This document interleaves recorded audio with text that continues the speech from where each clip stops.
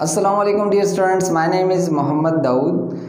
पिछली वीडियो में हमने ट्रेंड्स इन फिजिकल प्रॉपर्टीज़ को डिस्कस किया था अल्कलाइन अर्थ मेटल्स के लिए।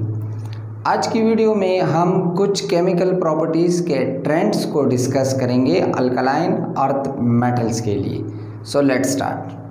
अल्कलाइन अर्थ मेटल्स जो है, पहले हम पढ़ते हैं trends in reactivity with water. Reactivity water के साथ जो अल्कलाइन अर्थ मेटल्स की है वो कुछ इस तरह है कि जब ये रिएक्ट करते हैं वाटर के साथ तो मेटल हाइड्रोक्साइड बनाते हैं और हाइड्रोजन गैस वो लिबरेट करते हैं।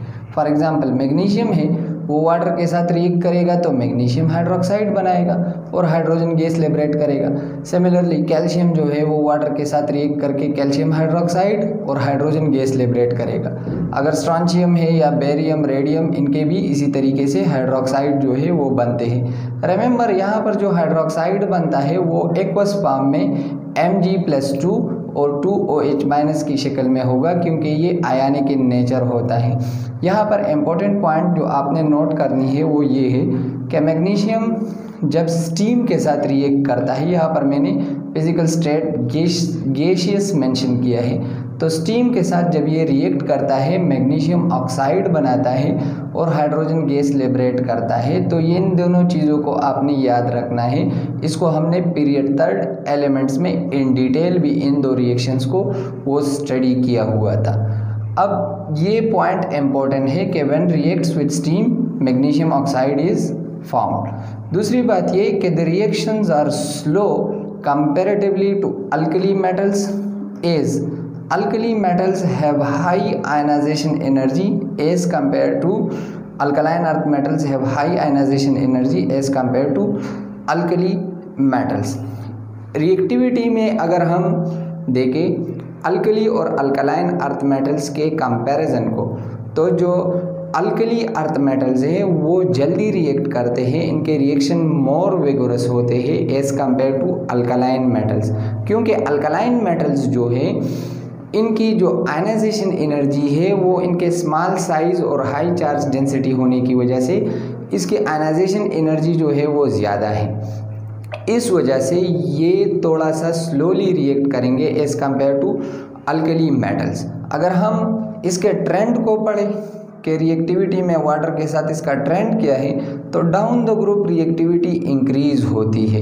Increase in reactivity as we move down the group. For example जो अल्कलाइन अर्थ मेटल्स हैं उसमें पहले बेरिलियम है, मैग्नीशियम, कैल्शियम, स्ट्रॉन्शियम, बेरियम और रेडियम है। तो जैसे जैसे हम नीचे आ रहे हैं वैसे वैसे रिएक्टिविटी जो है वो इंक्रीज होगी। यहाँ पर मैंने लिखा है कि as we move down the group the reactivity increases due to decrease in ionisation energy. इसको हमने डिटेल से पढ़ा है कि आयनाइजेशन एनर्जी में डाउन द ग्रुप क्या ट्रेंड होता है। जैसे हम डाउन द ग्रुप आते हैं, शेल आफ्टर शेल ऐड होता है, साइज इंक्रीज होता है, जिसकी वजह से आयनाइजेशन एनर्जी वो डिक्रीज होगी। अगर आसानी से आयनाइज हो सकता है, इजीली आयनाइजेबल है, तो जल्दी जो है वो वाटर के साथ वो रिएक्ट करेगा। तो ये ट्रेंड आपने याद रखना है। इम्पोर्टेंट पॉइंट यहाँ पर एक ये भी है कि इसमें एक एक्सेप्शन भी है। एक्सेप्शन ये है कि beryllium do not reacts with water due to its small size and high ionisation energy. Alkaline earth metals में जो बेरिलियम है वो वाहिद एलिमेंट है जो वाटर के साथ रिएक्ट नहीं करता। अब इसके मल्टीपल रीजंस हैं। नेक्स्ट वीडियो में हम डिटेल से भी बेरिलियम के पिकुलर बिहेवियर को वो डिस्कस करेंगे। इसका बिहेवियर जो है वो एनामोलस है as compare to the other members. लेकिन यहाँ पर आप ये पॉइंट अपने साथ नोट कर ले, क्योंकि बेरिलियम का स्मॉल साइज होता है जिसकी वजह से इसके आयनाइजेशन एनर्जी बहुत हाई होती है, और small size high ionisation energy की वजह से ये इजीली आयनाइजेबल नहीं है। इस वजह से इसके जो कंपाउंड बनते हैं ज़्यादातर वो कोवेलेंट इन नेचर होते हैं, और यही वजह है कि ये वाटर के साथ वो रिएक्ट नहीं करता। यहाँ पर आप देखें, अगर हम रिएक्शन विद वाटर और नाइट्रोजन में ट्रेंड्स को डिस्कस करें तो अल्कलाइन अर्थ मेटल जो है ऑक्सीजन और नाइट्रोजन के साथ जब रिएक्ट करते हैं तो मिक्सचर बनाते हैं ऑक्साइड्स के और नाइट्राइड्स के। Alkaline earth metals when react with air a mixture of normal oxide and nitride is formed as air contain oxygen and nitrogen it reacts with both of them। अब alkaline earth metals जो है ये अगर air के साथ आप इसको react करेंगे तो एयर में जिस तरह हमें पता है नाइट्रोजन भी मौजूद है और ऑक्सीजन भी मौजूद है, तो ये नाइट्रोजन के साथ भी रिएक्ट करेगा, ऑक्सीजन के साथ भी ये रिएक्ट करेगा। ऑक्सीजन के साथ रिएक्ट करके एयर में इसके नॉर्मल ऑक्साइड बनते हैं और नाइट्रोजन के साथ रिएक्ट करके इसके नाइट्राइड्स बनते हैं। तो जब एयर के साथ अल्कलाइन अर्थ मेटल्स का वो रिएक्शन होता है तो इस केस में हमारे पास मिक्सचर बनता है जिसमें नाइट्राइड भी होता है और ऑक्साइड्स भी होते हैं। पहले हम ऑक्साइड को पढ़ते हैं। फॉर एग्जांपल अल्कली मेटल है वो ऑक्सीजन के साथ रिएक्ट करेगा तो बेरिलियम ऑक्साइड वो बनाता है। लेट्स से बेरिलियम है वो ऑक्सीजन के साथ रिएक्ट करके बेरिलियम ऑक्साइड बनाता है। मैग्नीशियम ऑक्सीजन के साथ रिएक्ट करके मैग्नीशियम ऑक्साइड बनाता है। कैल्शियम ऑक्सीजन के साथ रिएक्ट करके वो कैल्शियम ऑक्साइड बनाता है। यहाँ पर मैंने -2 और -2 लिखा है। इसका मतलब ये है कि ये सब के सब नॉर्मल ऑक्साइड है, क्योंकि नॉर्मल ऑक्साइड में ऑक्सीजन का ऑक्सीडेशन स्टेट वो -2 होता है। ये जो अल्कलाइन अर्थ मेटल्स हैं ये सब के सब इनमें से कोई भी वो परऑक्साइड या सुपर ऑक्साइड वो नहीं बनाता, एक्सेप्ट जो बेरियम है और स्ट्रोंशियम इससे नीचे जो है वो परऑक्साइड्स बनाते हैं, लेकिन तभी बनाते हैं जब हम इनको हीट करेंगे। इम्पोर्टेंट पॉइंट यहाँ पर ये भी है कि beryllium is reluctant to react until it is in the form of dust or powder. This is because strong beryllium oxide coating inhibits the reaction. ये जो बेरिलियम होता है इसके सरफेस के ऊपर बेरिलियम ऑक्साइड कोटिंग होती है जो कि ऑक्सीजन को अंदर बेरिलियम एटम तक पहुंचने नहीं देता, जिसकी वजह से ये रिएक्शन अगर आप करोगे तो ये स्टॉप होगा या बहुत ही ज़्यादा जो है ये स्लो होगा। इस वजह से अगर बेरिलियम की रिएक्शन आप ऑक्सीजन के साथ करोगे तो इसको आपने पाउडर फॉर्म बनाना है, इसको डस्ट बनाना है, तो ग्राइंड करके फाइन पाउडर बना के तभी ये रिएक्ट करेगा। और जिस तरह हमें पता है कि जब हम किसी चीज़ को पाउडर फॉर्म में ले आते हैं, उसको डस्ट बना लेते हैं, फाइन पाउडर कर लेते हैं, उसकी वजह से क्या होता है सरफेस एरिया इंक्रीज़ होता है, जिसकी वजह से रिएक्टिविटी इंक्रीज़ होती है। काइनेटिक्स में जो फर्स्ट ईयर केमिस्ट्री में आपने वो चीज़ पढ़ी होगी कि पार्टिकल साइज़ जो है वो किस तरह डिपेंड करती है रेट ऑफ रिएक्शन पर। तो यहाँ पर ये इम्पोर्टेंट है कि बेरिलियम जो है इसके ऊपर बेरिलियम ऑक्साइड कोटिंग होता है। दूसरी बात ये कि जो अल्कलाइन अर्थ मेटल्स है दे आल्सो फॉर्म परऑक्साइड्स, जिस तरह मैंने आपको बात बताई, but only if the lower members are heated. ये परऑक्साइड बनाते हैं लेकिन वही परऑक्साइड बनाते हैं जो लोअर मेंबर्स है और तब बनाते हैं जब हम इसको हीट करेंगे। इसमें से बेरिलियम, मैग्नीशियम और कैल्शियम जो है ये they do not form peroxide, ये परऑक्साइड नहीं बनाते। अब परऑक्साइड किस तरह बनेगा? जो बेरियम है या स्ट्रोंशियम है इसको ऑक्सीजन के साथ अगर आप हीट करोगे तो यहाँ पर बेरियम ऑक्साइड, स्ट्रोंशियम ऑक्साइड वो बनेगा। अगर यहाँ पर आप देखें चूँकि ये ग्रुप सेकंड है तो ऑक्सीडेशन स्टेट बेरियम पर +2 होगा, इस तरह स्ट्रोंशियम पर +2 होगा, तो ऑक्सीजन पर डेफिनेटली -1 × 2 -2 +2 न्यूट्रल, यहाँ पर भी -1।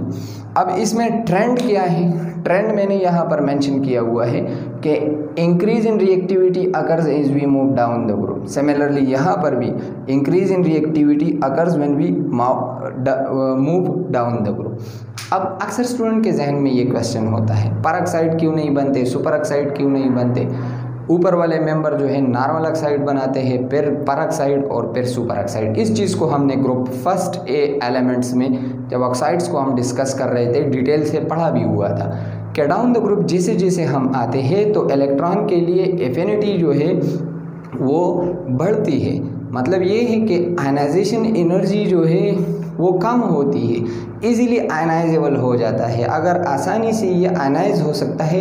इन अदर वर्ड्स इस तरह हम कह सकते हैं कि जैसे हम नीचे आते हैं तो ये आसानी से जो है वो इलेक्ट्रॉन दे सकता है। अब अगर ऑक्सीजन आ रहा है तो इसको आसानी से इलेक्ट्रॉन मिल रहा है, तो मतलब ये है कि वो परऑक्साइड भी फिर बनाएगा। अगर और आसानी से मिलता है तो सुपर ऑक्साइड भी बनेगा। यहाँ पर अगर आप देखें तो सबसे कम परसेंटेज जो है नॉर्मल ऑक्साइड में है ऑक्सीजन की, ये 1:1 है। सुपर परऑक्साइड में अगर आप देखें ये 1:2 है, ऑक्सीजन की परसेंटेज इंक्रीज़ होती है। और अगर सुपर ऑक्साइड की आप बात करें तो फिर उसमें ऑक्सीजन की परसेंटेज और भी इंक्रीज़ हो जाती है, जिस तरह पोटाशियम सुपर ऑक्साइड है।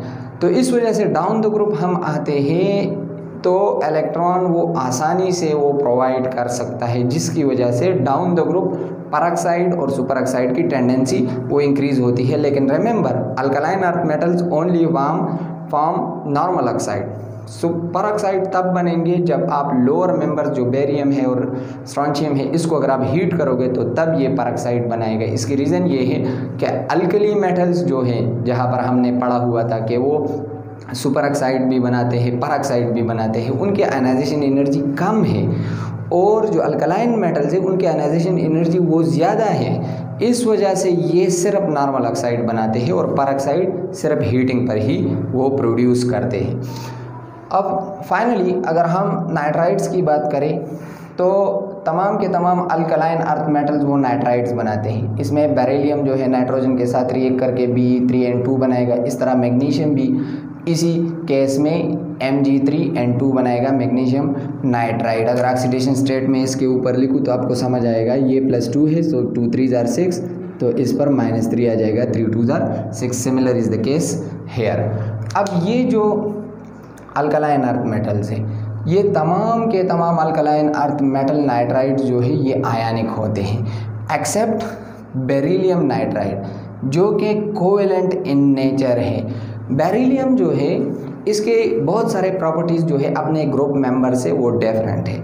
इंशाल्लाह नेक्स्ट वीडियो में इन डिटेल हम कोवेलेंट कैरेक्टर को, पेकुलर बिहेवियर ऑफ बेरिलियम को, क्यों रिएक्टिविटी कम होती है, क्या क्या इसके ऑक्साइड्स होते हैं या नाइट्राइड्स होते हैं, उनमें कोवेलेंट कैरेक्टर ज़्यादा या कम होता है, आयनिक, फजान रूल, और ये सब चीज़ें इंशाल्लाह नेक्स्ट वीडियो में हम डिस्कस करेंगे। लेकिन यहाँ पर आप ये पॉइंट अपने साथ नोट कर ले कि बेरिलियम नाइट्राइड जो है it is covalent in nature, जो दूसरे नाइट्राइड्स हैं वो आयनिक होते हैं।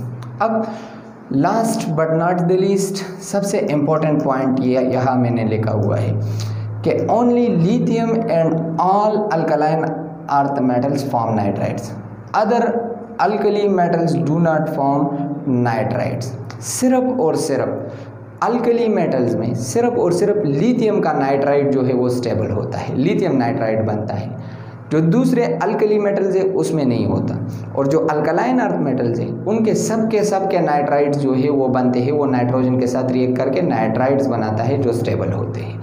अब क्यों ये इस तरह होता है, इस चीज़ को पिक्चराइज किया है मैंने कुछ इस तरह ताकि आप लोग समझें। लेट्स से ये अल्कली मेटल्स है, तो अल्कली मेटल का अगर नाइट्राइड बनेगा तो वो कुछ इस तरह होगा, M3N, चूँकि नाइट्रोजन पर तो डेफिनेटली -3 चार्ज होगा। अब अल्कली मेटल पर चूँकि +1 होता है तो +1 × 3 तो +3 अगर बनता तो वो इस तरह बनता।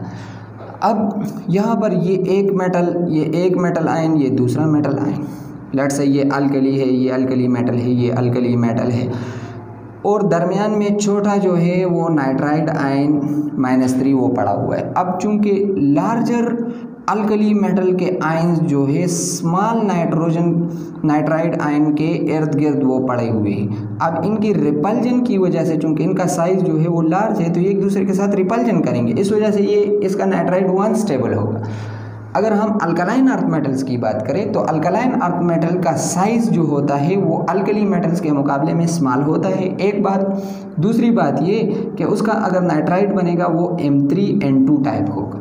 अब अगर M3N2 टाइप नाइट्राइड बनता है, चूँकि नाइट्रोजन पर नाइट्राइड में -3 चार्ज होता है, तो -3 × 2 -6, तो यहाँ पर डेफिनेटली +6 आएगा, तो ये +2। तो मतलब ये कि 2 नाइट्रोजन के लिए, 2 नाइट्राइड आयंस के लिए 3 जो है वो अल्कलाइन अर्थ मेटल जो कैटायंस होंगे वो यहाँ पर होंगे। अब यहाँ पर आप देखें, दोनों को कंपेयर करें, यहाँ पर 2 नाइट्राइड्स हैं, यहाँ पर 1 है। दूसरी बात ये इसका साइज़ लार्ज है, इसका स्मॉल है, इस वजह से इसमें रिपल्जन जो है वो कम होगी। यही वजह है कि इसका नाइट्राइड जो है स्टेबल होगा। और सेम रीज़न है कि लिथियम का नाइट्राइड वो इस वजह से स्टेबल होता है क्योंकि उसका साइज़ स्मॉल होता है, इस वजह से इसका नाइट्राइड भी वो स्टेबल होता है। I hope you understand these things. Till next video, stay tuned. Thank you very much.